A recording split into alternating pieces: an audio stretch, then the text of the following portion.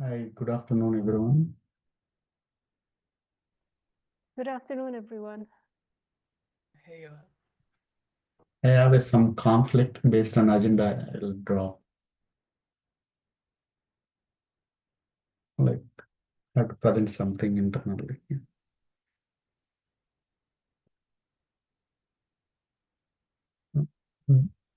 Drew, I don't know whether we have Yogesh here, right?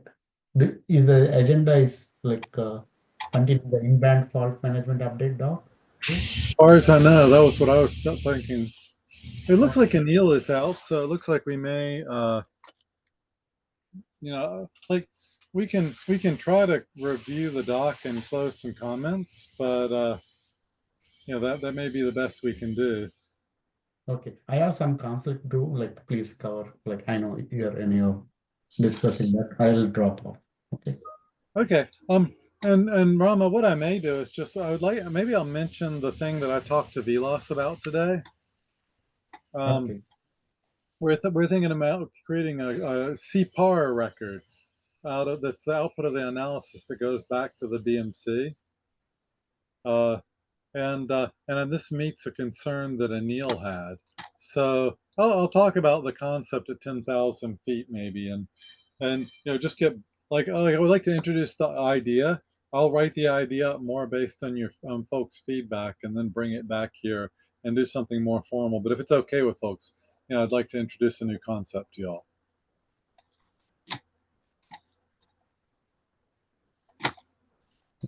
You want to start with that, Drew? Yeah, let me pull up a doc here. All right, Okay, Yogesh also here. Yeah. Is your guest here? Yeah. Oh, okay, good. Yogesh, I was saying Anil's not here. We can continue working on the fault management requirements. I also I've had a couple conversations with Anil about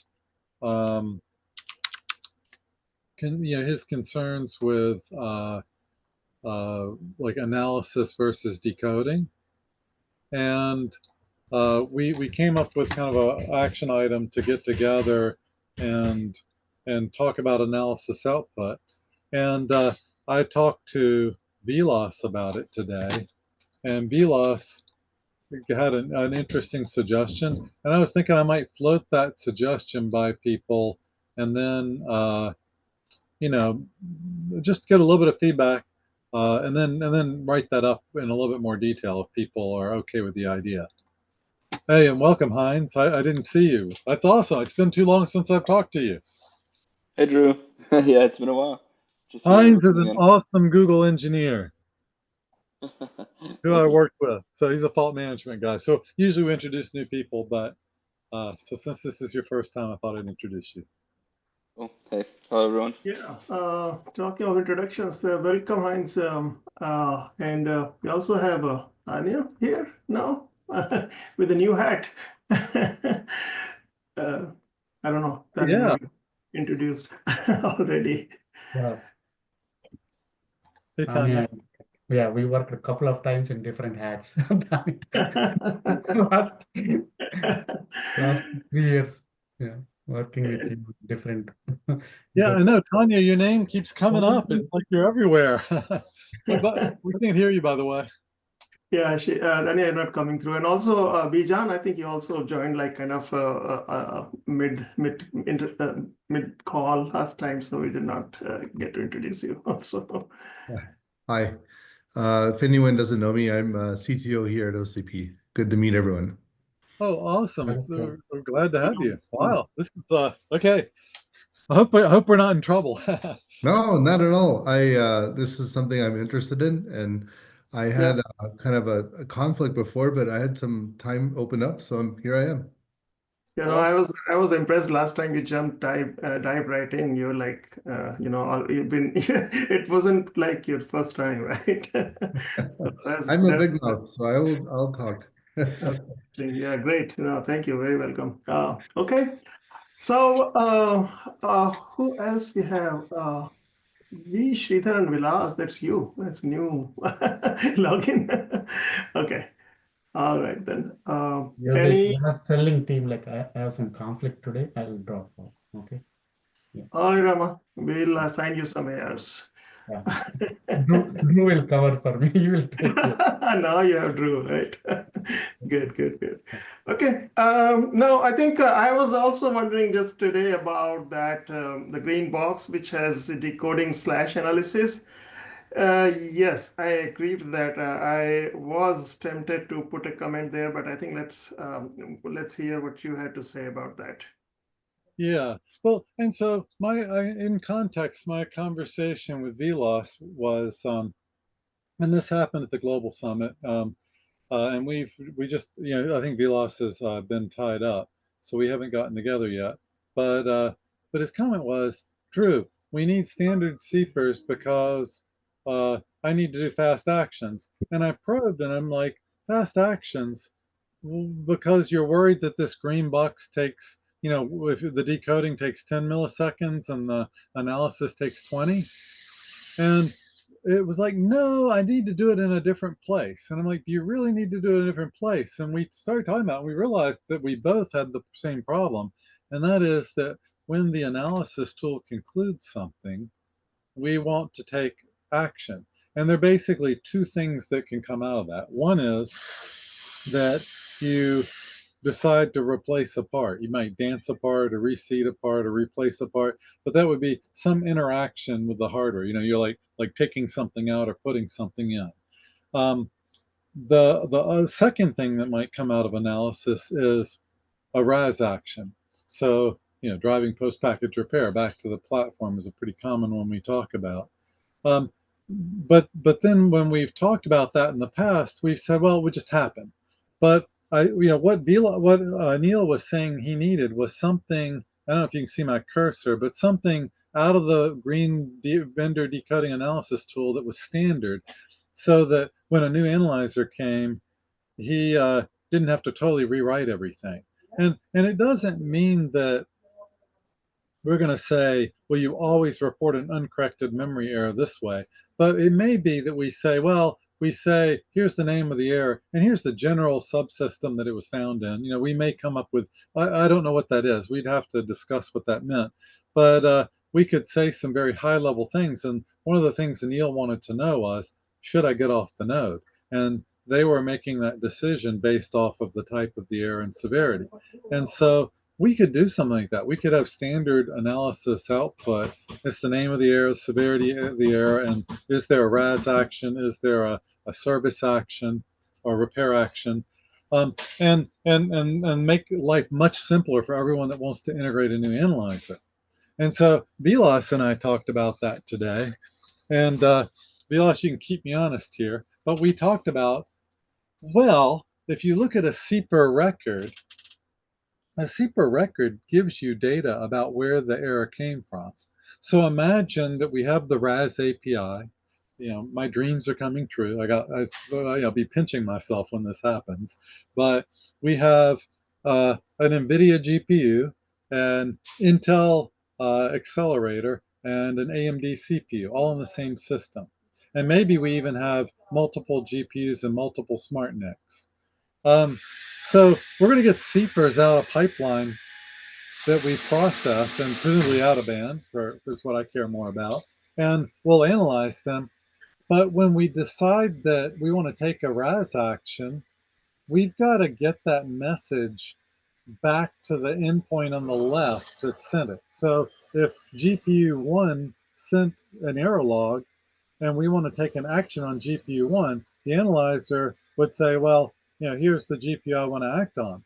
And Vilas observed that CPERs have things like creator IDs that are GUIDs, and you could, we could specify that in the CPER log, you identify the endpoint in a certain way, and then you create a common platform action record out of the decoder. And we would also have JSON and decoded results, but we would have something that was machine consumable that we run through our policy. So it's at least not completely opaque, because I might decide that for vendor A, when they say take this action, I like it. When vendor B says it, maybe it's not as accurate and I don't always do it. And so, it can't be totally opaque because we've got to be able to apply policies to it. But we can put just the right level of opaqueness. It could be that, yeah, we want you to do a post-package repair, but the payload that actually drives the post-package repair could be binary gobbledygook. It doesn't really matter because we're not filtering on the, we're not going to say do a post-package repair if it's row 10, but not if it's row 15. Drew, can I interrupt with a question? Sure.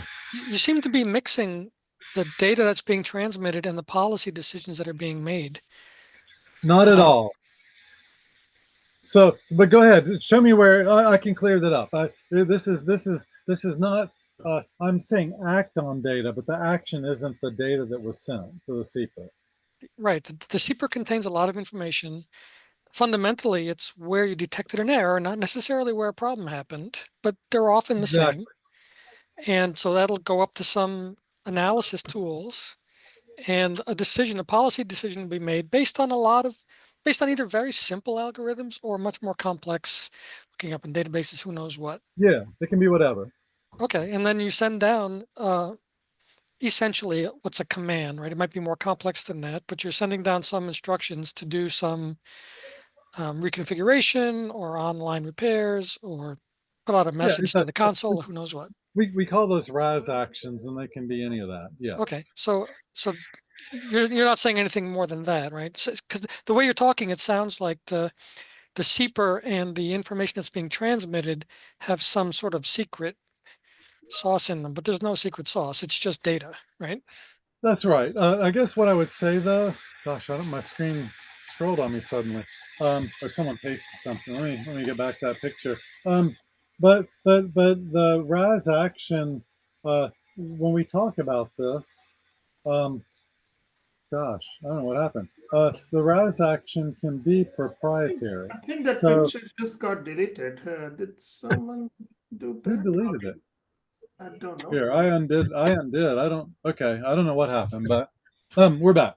So Dean, the only thing I'm saying is that, we need to have some visibility into the CPAR, the Common Platform Action Record, but we don't. But there can be bits of it, that carry additional data that isn't standardized. So if let's say that we have a memory controller vendor that comes up with some genius erasure algorithm that nobody else has, and we want to trigger an erasure, and they have some proprietary erasure command, they can do that, and they can send parameters for that erasure.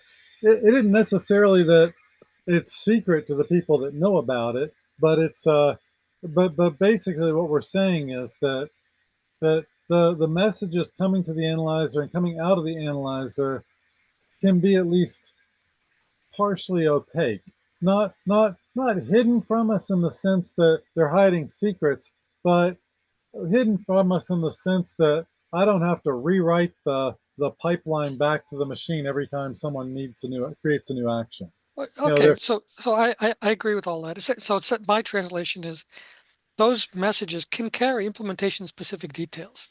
Everything doesn't have to be architectural. I'm all with you, Drew. That was an explanation I needed. Thank you.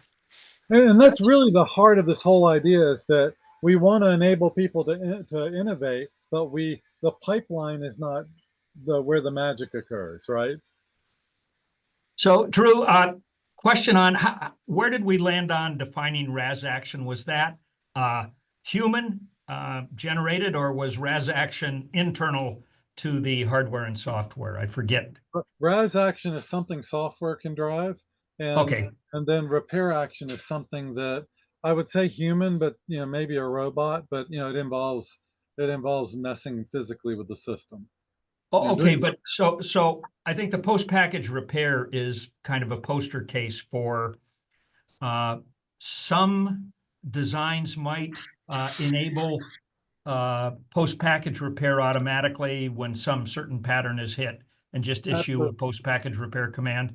Other systems might be, no, I want a human to review things before issuing that command. So how would those two different ways of implementing post-package repair fit into this decoder server operator policies? Very, very simply. So what would happen is you get errors along a row. So you time series errors, and you say, all these are along a main word line. I think I need to do a post-package repair. The analyzer would say, do a post-package repair, and here's the payload. When it got to the server policies, they may say, you know what, those are special, precious resources, and my policies are a little bit different, and I don't feel like doing that today. Oh, okay. Okay. So the various options of how to implement PPR would reside in the server operator policies. Well, it's not the how, it's whether you let it through or not, right? Like you have a command, and if you send the command back to the platform will do it.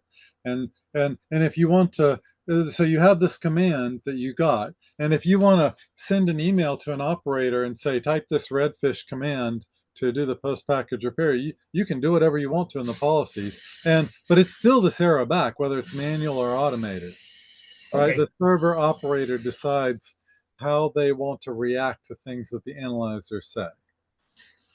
But so when you say server operator, to me, that's a human, not a software initiated action. Well, the policies could be either, right? Okay. I mean, I can have a policy where you go look it up in a book and you say, well, here's what the book says. I'm going to type this command. Or I could have a policy that drives it all in an automated way. It's really up to the server operator to decide how they want to connect the things that the analyzer says to the things that happen in the machine. Got it. Thanks. So and see that's the excitement. That's why I'm really excited about this idea, is that what we're doing is we're coming up with some uniform abstraction layers that solve problems for a whole lot of people. And if we get the abstraction layers right, we'll put the flexibility in. So if let's say there's an ARM IP vendor that wants to do something spectacular in their IP, they can do that. They create a C per section, and they contribute a C per section analyzer that goes into whatever SoC or accelerator that IP goes into. And now they have a placeholder where they can say, generate the error log, do this awesome thing that I've come up with, and yet we still have the control point. We need a server operators, but they can innovate all they want because we've got the right abstractions. Got it. Thanks. So cool. Any other questions? I mean, this is exactly what I was looking for. Is if this is a terrible idea, tell us. But and Vilas mentioned, can we have like a message we send back? And like I said, it can't be completely opaque because we've got to have policies that where we decide what we really want to do about it. But it can have proprietary or stuff. And we're not changing. This could be a lookup table, right? You get a CPAR, and you might say, well, when it's this IP vendor and it's this message, you just pattern match. If these two match, then the answer is yes. The policies can be a big table of the map to sections of a CPAR and decide, what if you really believe the CPAR, or what you want to do with this particular action it's recommending. only other observation I had in this diagram is the only place is showing decoding is after, if I follow the flow from say left to right, after server operator infrastructure, whereas some implementations may have some decoding in BMC itself. I think they will actually have a lot of them. Well, and that's actually a very like yeah, if you were to take a you know, like I'm like I've talked to Mita about this, right? Pure storage doesn't always necessarily have a cloud-based thing. And Scott, I know Dell, you don't either, and Cisco may not either. And so the vendor analysis tool could be pushed left, but you'd have to find a place to run it. And um, so that's fine. You know, I think, you know, for a cloud service provider, we generally want to do it at scale in a cloud workload so that we can change it rapidly.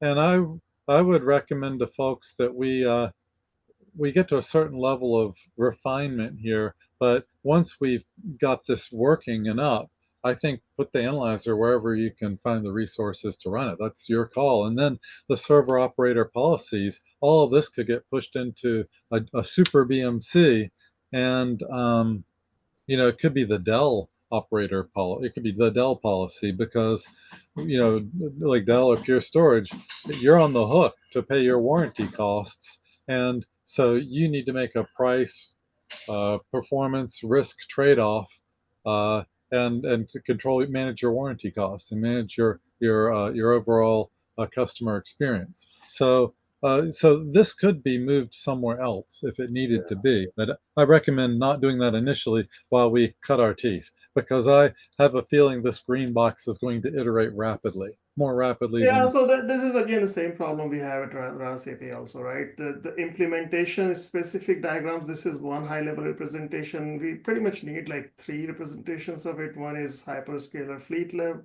implementation. One is OEM enterprise implementation. One is probably edge specific, which is, you know, maybe something different. Because Yeah. we cannot always assume presence of BMC or operator infrastructure. That's the point. When couldn't we assume the? I understand the server operator infrastructure. What's the use case for not having a BMC? Well, what about the various types of BM? Like there's an SMC, for example, or you know, which is auxiliary management controller, AMC they call it now. AMC, that's yeah, that's for GPU implementations, right? Yeah, I don't know. I mean, Edge systems is another one, right? The storage and edge systems don't always, you know, have BMCs. Yeah, I don't know what to say about that. I mean, you might just have to write the error logs using an in-band agent and hope for the best, you know, and phone home. Yeah, but hold on, right? I mean, I get this diagram is kind of specific, but really everything to the right. So there's 2 green boxes on the left, right? Everything to the right of that is server operator infrastructure, right? So like it could be on a BMC. Right, the vendor decoding box is running somewhere in the infrastructure. Could be on the BMC, could be a widget in the hypervisor, you know, on the in-band side, or it could be in the data center, right? Like it kind of like I mean, we can draw this more generically. That, you know, the key requirement is that the server operator has somewhere to run code, right? Yeah. I don't think you need to draw it more generically, but you might need a few words to say you can interpret server operator infrastructure very loosely. Yep. Yeah. Because the obvious thing is to think of it as, you know, the network up higher level. But what you just said, not even a whole paragraph, a couple sentences would probably help. You don't have to change the picture. I can take a stab at that. And maybe, you know, like Mita, I know that I've talked to Mita about this because Pure Storage is also in this case where you know, they don't have this thing on the right. So, you know, Mita, if you want to take a stab at it, or I'm happy to meet with you and take a stab at it, or Scott. I mean, I'm not trying to be Yeah, prescriptive. no, actually, exactly. Yeah, so- I was thinking the same, right? So folks who have, you know, for whom this model does not work are welcome to, you know, kind of expand upon their implementation, see how it works, and we are meeting all the requirements or not, right?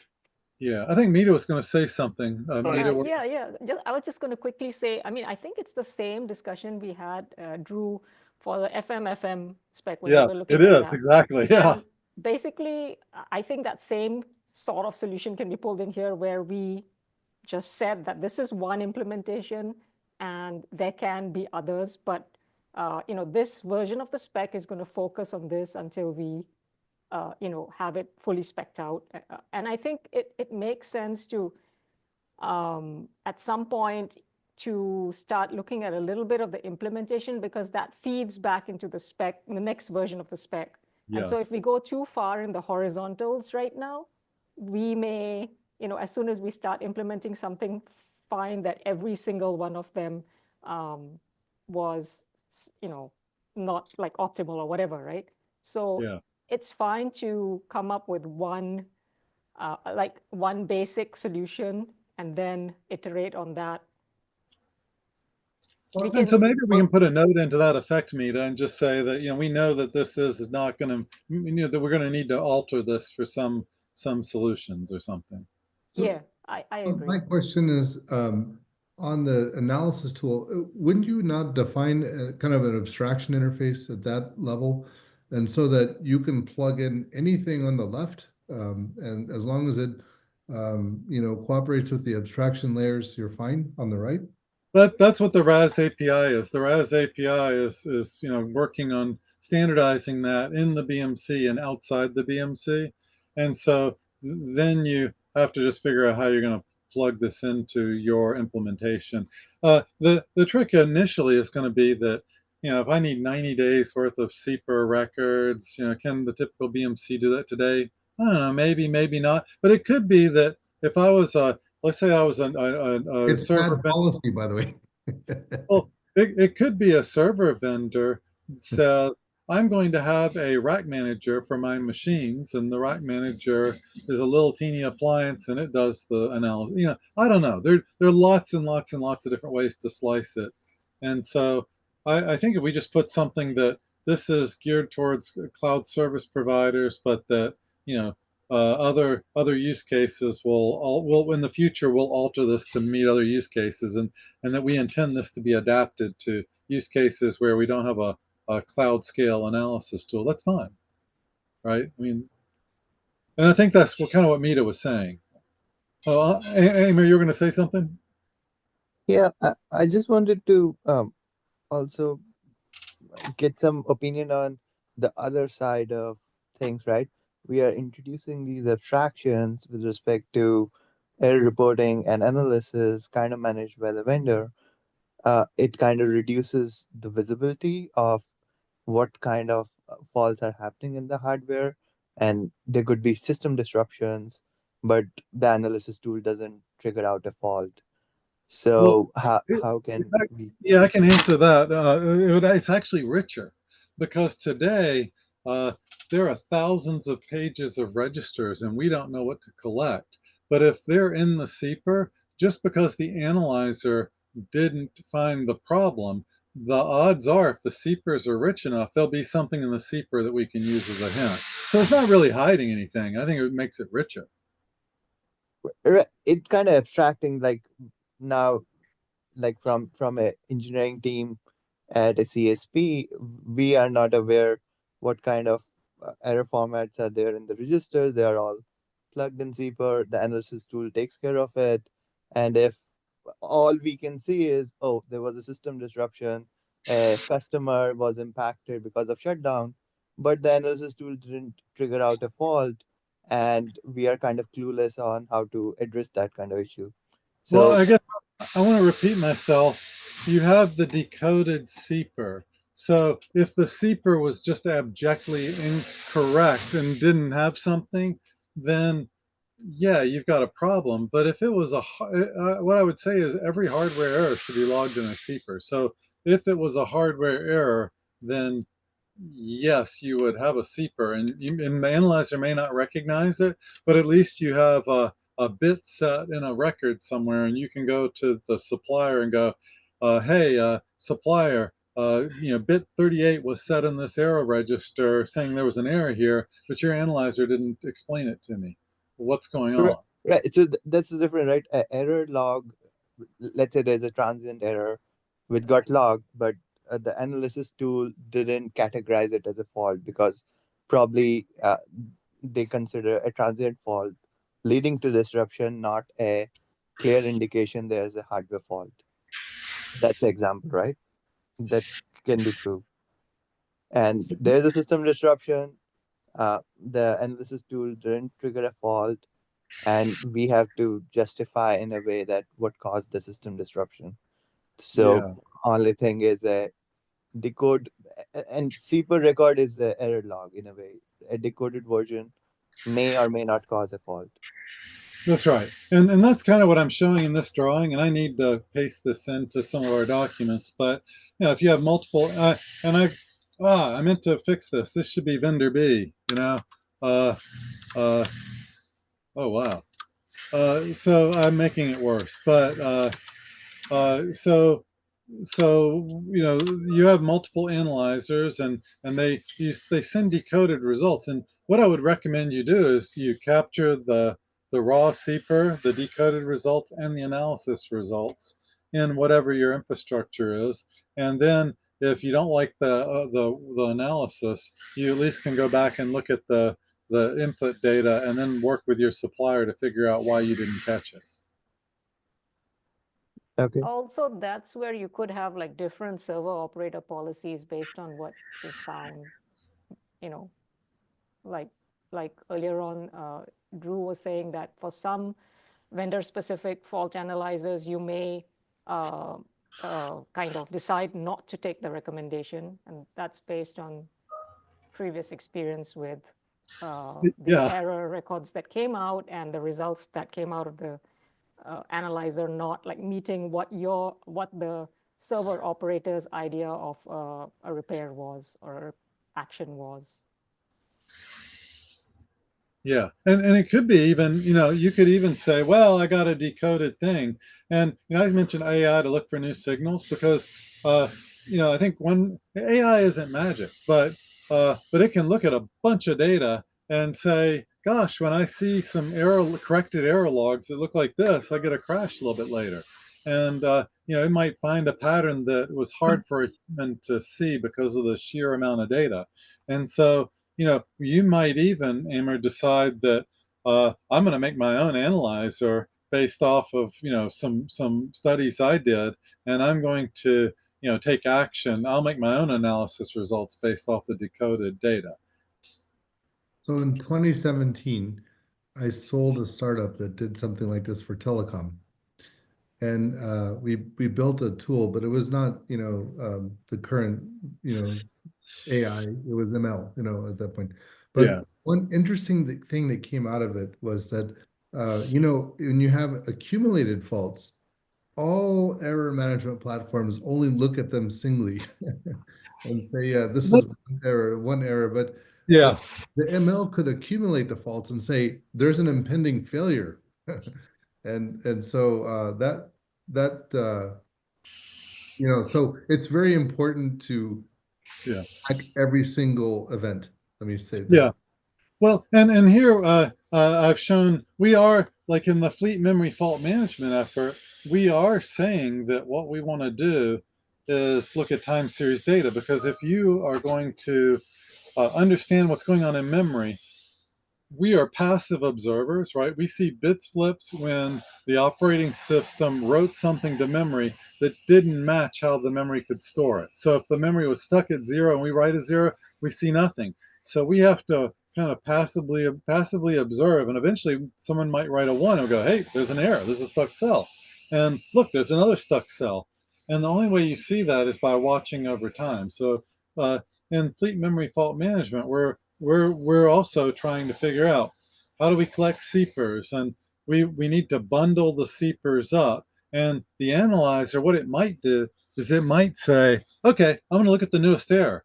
Oh, the newest error is a CPU internal SRAM was broken. And they might say replace the CPU immediately from that one error. Or it might say, oh, this was a corrected memory error, and it was at this row address. I'm going to go back and look at the previous logs and see if I see other errors at this row address. And if I do, I will conclude it's a main word line, and I know it's a bad row. So yeah, I think what you're talking about, Bijan, is exactly what we've been considering in the fleet memory fault management effort, and I think it's coming. I think it will be critical for AI, especially. And in my dreams, people laugh because I joke that if I don't dream, my dreams can never come true. But in my dreams, through some pipeline like this, we would get corrected errors, uncorrected errors, crash dumps for fatal errors where software can't run.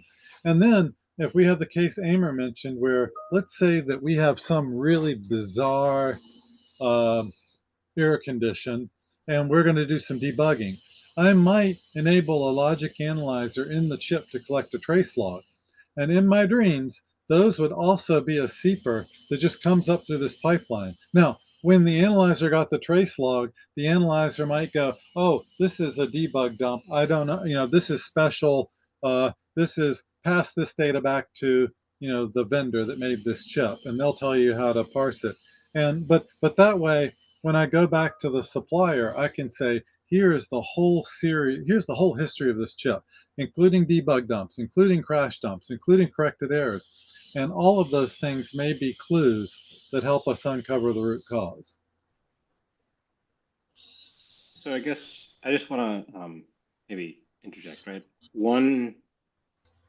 I think one concrete action out of this set of discussions is like, Drew, you've been talking about a CPAR for the past 40 Yeah, minutes like it exists, but it doesn't exist. and it doesn't.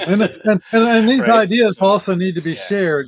I've written yeah, this up, but I haven't shared it. So great. But I think a very concrete thing here is we should, I mean, if we all think this is the right direction, like propose a CPAR format, right? I mean, there's some requirements you've outlined, like, the way the CPAR identifies where it came from, the CPAR needs to basically have that same set of fields that say where it goes to. There's got to be some standardized data, and then there's got to be some, implementation specific data that's in it. It's got to be self-describing in the same way a CPAR is, right? Like, so yeah. you can, machine parsable and all that stuff, right? But I mean, again, if that seems like the right direction to go, that's defining such a thing is a lot of work, right? It's going to be hard, but if that's the right direction, that seems like an action we should take, right? And I guess I'm happy to write up the big picture, the rationale, but Vilas, I stink at writing, uh, the detailed spec for it. We need a spec writer to help us write that. Yeah, I mean, do you mean like bitwise or how do you mean that? Yeah, Yeah, it's like just bitwise. It's like here's a definition, and byte 0 means this, and byte 2, bytes 2 through 4 mean this, and blah blah blah, right? well, Vilas, maybe do you want to share what you showed me earlier today and just say, look, it would look something like this. Yeah, sure. Hang on. I'll stop sharing. And Dean made the comment CPAR sounds too much like CPER. So I don't know. Maybe CPRA. We could call it Yeah, whatever. CPRA. I don't care. Give me a sec. Why can't I? Okay, here we We go. just use CP because it's common platform and it really Right. matches the error record. Yep. So this is a CPER, right? It's got a header, it's got sections, descriptors, and then sections, right? The header's got,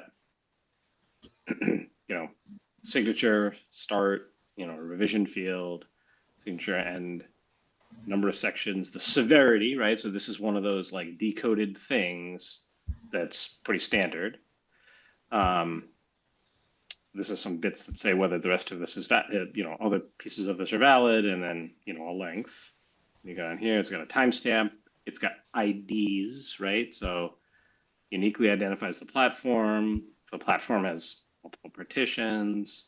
This is the creator of the error record, right? So like there's a bunch of stuff where you can use that to say, go back to this thing, right?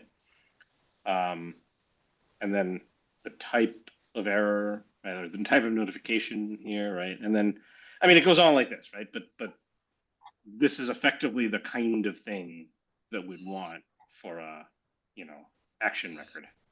All right, I'll stop saying CPAR. Yeah, oh, we got to So Yeah. before we get to that stage, I think the thing is, do we all agree that that's what we really need? I'm still not clear about some of the things. We need to write those down, like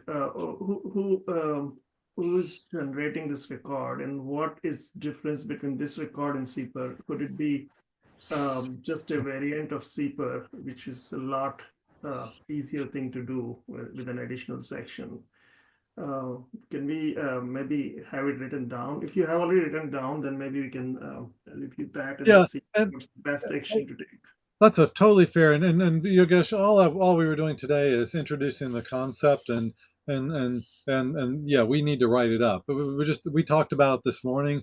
But before I went too far, I thought we should probably, see what people thought, get some feedback, and then we can write it down. Absolutely. So at the That high sounds- level, what is very clear until this point is one is error record, one is action record. Beyond this, I think I need to see it written, and then I should be able to comment on it and Yeah. see what variations are possible. What's the fastest path to get that achieved? Exactly. So yeah, let's do that. Yeah, I'm Might be- aligned. It might be really obvious. I've developed a number of protocols. The best way to start eating this elephant is to start identifying what information elements that you need to transfer. Don't worry about the packing and the organization of it yet. So I think that just looks like a table. Right. Yep. That's a good start.